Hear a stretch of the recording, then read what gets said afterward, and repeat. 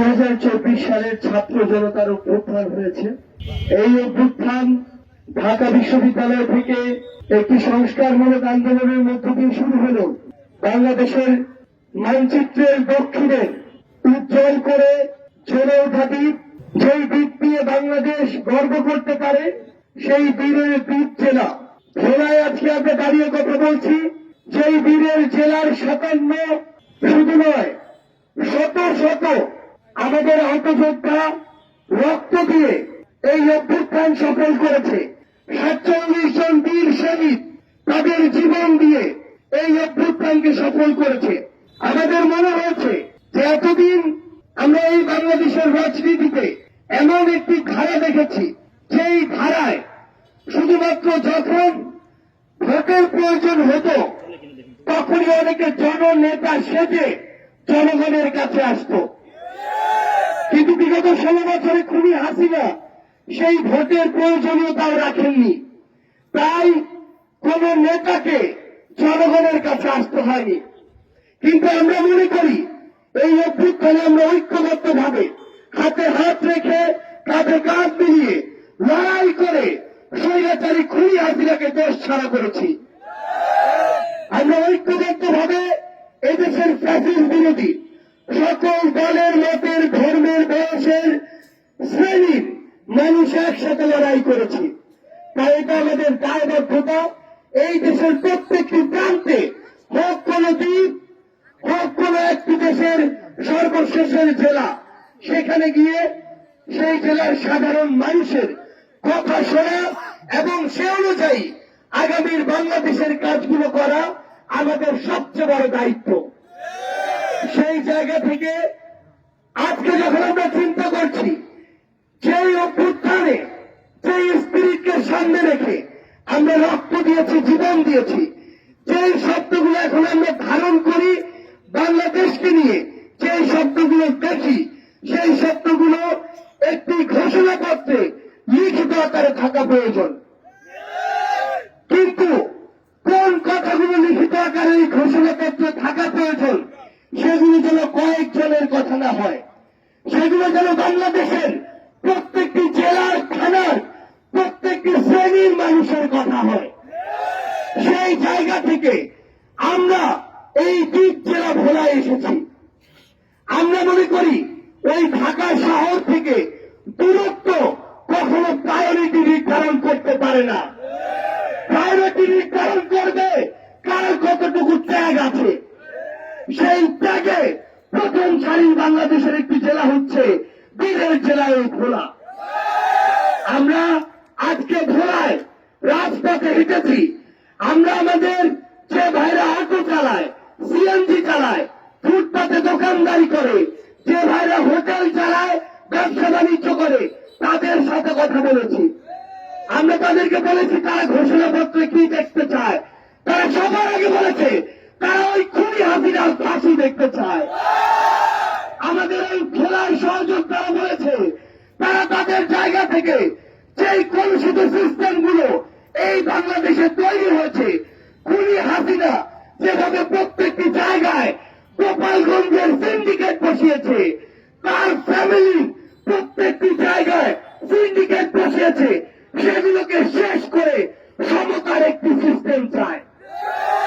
এই ভোলার সহযোদ্ধারা আমাদেরকে বলেছে বাংলাদেশের যে জায়গাগুলোতে এখনো দালালি হয়, যে জায়গাগুলোতে এখনো চাঁদাবাজি হয়, হোক সেটা কেউ পোশাক পরে করুক, কেউ সাধারণ পোশাকে করুক, তাদের বিরুদ্ধে সবাইকে সক্রিয় হতে হবে। আমার এই ভোলার সহযোদ্ধারা আমাদেরকে বলেছে যারা আমার এই জসিম ভাই সহ আমার অসংখ্য ভাইকে রক্তাক্ত করেছে, তাদেরকে বিচারের আওতায় নিয়ে আসতে হবে। ওই সময়ের যে এসপি এবং তার সাথে যে অফিসার কনস্টেবলরা আমার ভাইদের উপরে নির্বিচারে গুলি চালিয়েছে, তাদের শাস্তি যেন শুধুমাত্র বদলি না হয়। আমার ভোলার সহযোদ্ধারা আমাদেরকে বলেছে এই বাংলাদেশে এতদিন ধরে এই যে অরাজকতা চলেছে, এই যে চাঁদাবাজি সিন্ডিকেট চলেছে, এগুলোর বিরুদ্ধে গিয়ে এই যে বিভিন্ন শ্রেণীর মানুষকে বিভিন্ন ভাবে সেবা দেওয়া হয়েছে, কাউকে স্যার বলেছে, কারোর সাথে কাজের মতো ব্যবহার করেছে। এই বৈষম্য বাংলাদেশ থেকে দূর করতে হবে।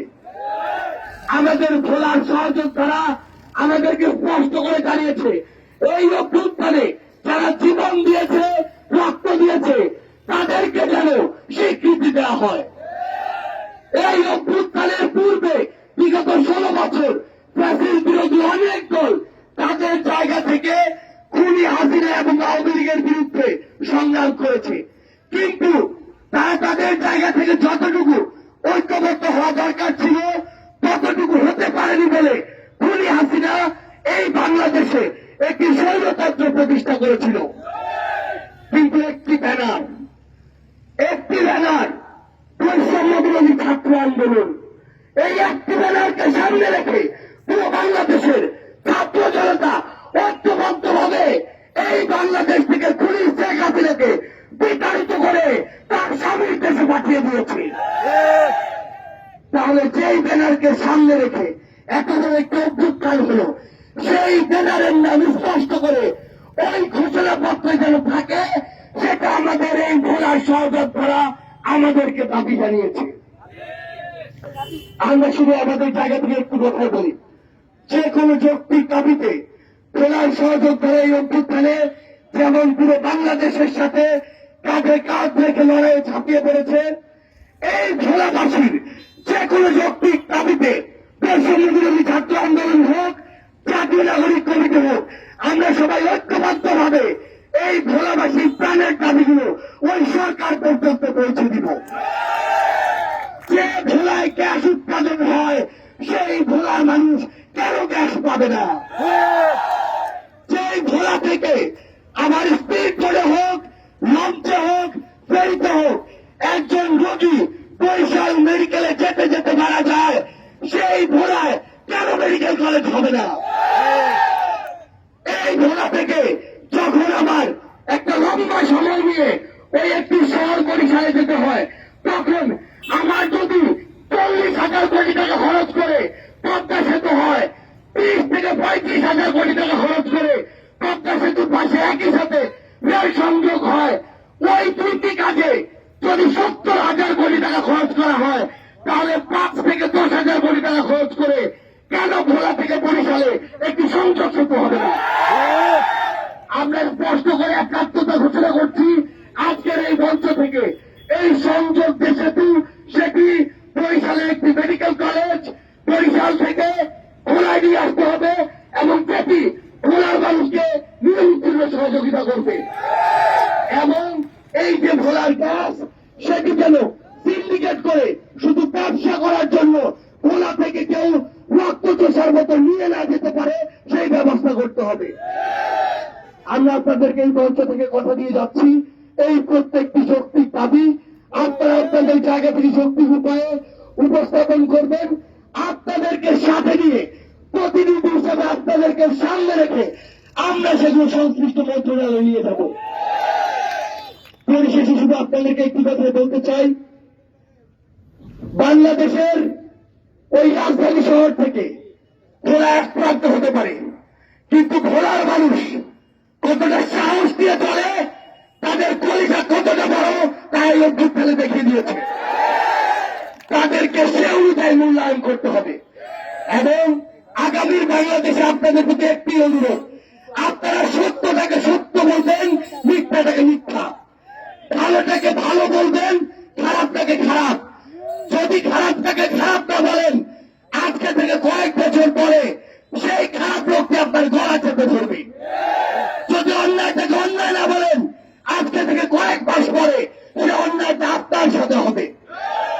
আগামীর এই নতুন বাংলাদেশে আমরা যারা তরুণ প্রজন্ম রয়েছি, একটু কথা মনে রাখবেন, আমরা যদি ঐক্যবদ্ধ হতে পারি, কোন অপশক্তি আমাদেরকে আটকে রাখতে পারবে না।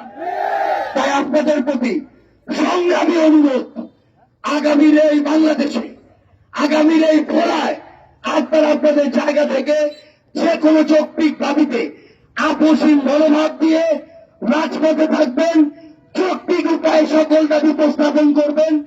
আপনাদের যে কোনো যৌক্তিক দাবিতে আমরা আপনাদের সাথে থাকবো। সে পর্যন্ত আপনাদের সাথে আবার আমাদের দেখা